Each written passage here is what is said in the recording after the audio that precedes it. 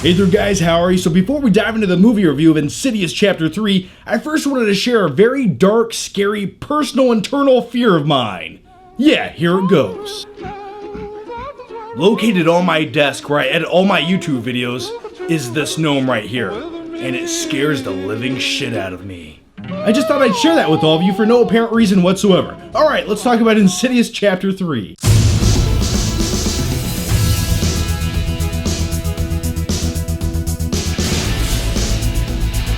Hey there guys, how are you? So before we dive into the evil, dark, twisted movie review of Insidious Chapter 3... Hang on, my ear itches.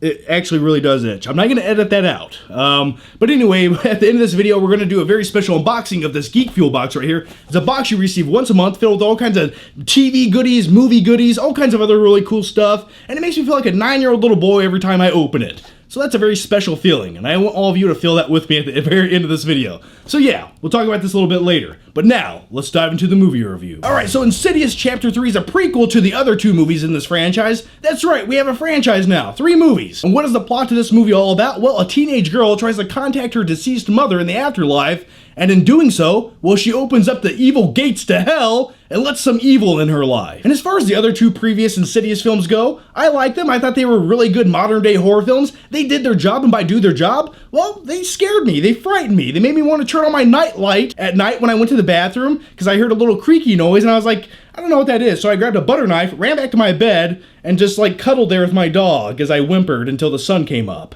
True story. So yeah, I really enjoyed the previous other 2 films, even though the first one was light years better than the second one. And typically in Hollywood, when it comes to the 3rd movie in a franchise, that's when things start to crumble apart, they jump the shark, and no one really gives a shit anymore. They're just like, let's make some more money. So this time around, we have a new director on board, and it's his first ever directorial debut movie, which can be a scary thing, but overall, as far as the direction and style and the tone goes, it's pretty consistent with the first other 2 movies. So in that aspect, everything's pretty much similar. Now for me, the first half of this film was the strongest portion of the film because it was building up the characters. I like the lead actress. She's a young teenage girl. She kind of looks like Selena Gomez's cousin if you really look at her. Or at least that's what I was thinking the entire movie. That's just on a side note. Anyway, the first half of this film was building things up. That way you could have a great payoff in the second half of the film. And along the way in the first half, there were some really good scenes. There's some very terrifying, eerie scenes where you don't really know what's coming and it kind of shows it in the background every now and then. And that's the kind of things I like. I like very subtle but very eerie things. Jump scares are cool and all, but I like that eerie, creepy, shadowy shit in the background. That's what gives me goosebumps. Especially right here. Now, as far as the main character in the film, she gets in an accident, so she's at home bedridden with cast on her legs, which, by the way, if you ever see this movie, this girl literally gets the shit beaten out of her the entire movie. She gets thrown, she has a neck brace on. It's like, how is this girl not dead by the end of the movie? I really liked her character because she wasn't a typical teenage girl that screams at every entity or every shadow. She is very calm, very cool, very collective, and in that regard, she wasn't an annoying character like I expected her to be. But there are a few times in this movie where her character's a little too calm for her own good. For example, there's times when like a slimy, wet hand touches her head when she's laying in bed, and she kind of wakes up, and she's just like, and she goes back to bed. If that was me, you know what I would do? I would scream like a little girl, I'd jump out my window, light my house on fire in hopes of killing the evil spirit, and run down the highway in my underwear until the cops picked me up. That's what I would do.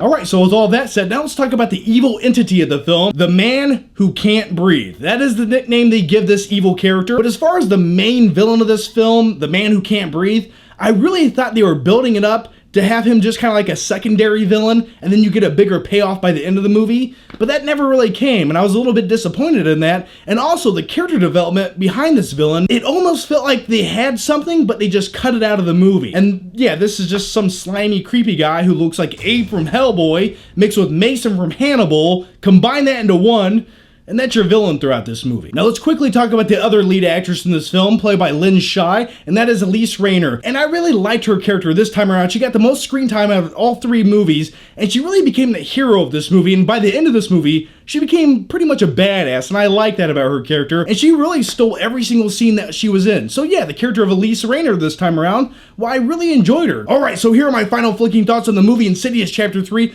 Overall, is this an okay horror film? Yeah, it's scary at times. Is it better than the other 2 movies? I would say definitely not. I thought overall the eeriness factor was missing in this movie. That's not to say that there's not a few really good scary scenes, but at other times it felt like they were almost rushing things. They needed to slow it down, really pace it out, and give you that really nice, juicy buildup. That way when something scary does happen, you're just like, I can't handle this shit anymore, I can't take it, my heart's about to explode, and then boom, it goes down.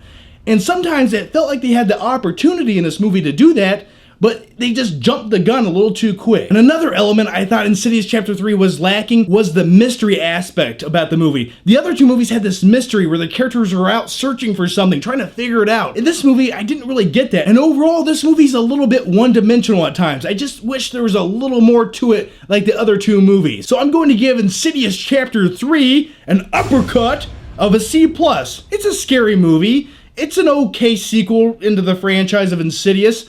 I just wanted a little bit more out of it. All right, let's open this Geek Fuel box. All right, sometimes I like to savor it just for a few seconds. Like I said, it makes me feel like a 9-year-old boy on Christmas Day every time I get to open one of these. By the way, you can join this. I'll put the link down below. It's my special code. And if you go through my special code, you receive an extra special collector's item in your Geek Fuel box when you get it. So yeah, definitely check that out. Link down below for Geek Fuel. Now, I've done a lot of these unboxings on my second channel, and every time I get something really cool, I get a cool t-shirt, I get like a cup or glass, a poster, something cool always comes in this box that I really like. So with all that said, let's dive into it.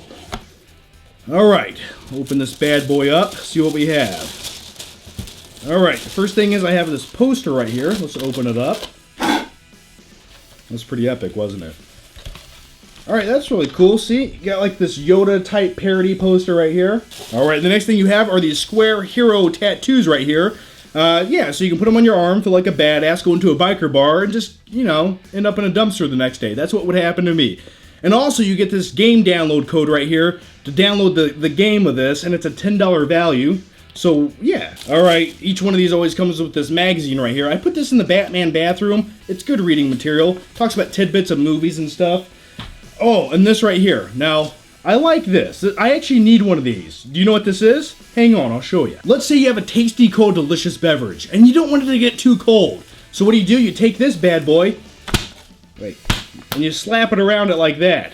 That way it keeps your beverage cold or hot, and you get a nice grip on it. Ooh, what is this? Plants vs. Zombies. Pop caps, collect them all.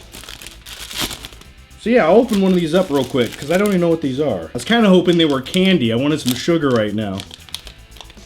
Okay, they're like little pins. Alright, let's keep digging here. Oh, and it comes with this right here. Secret Wars, a comic book. Comes with this certificate of authentication.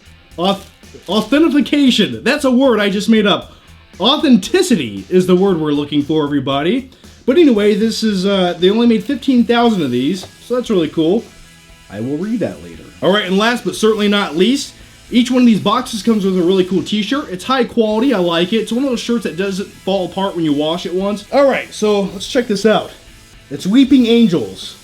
And there's a phone booth. Oh, this is something from Doctor Who, right?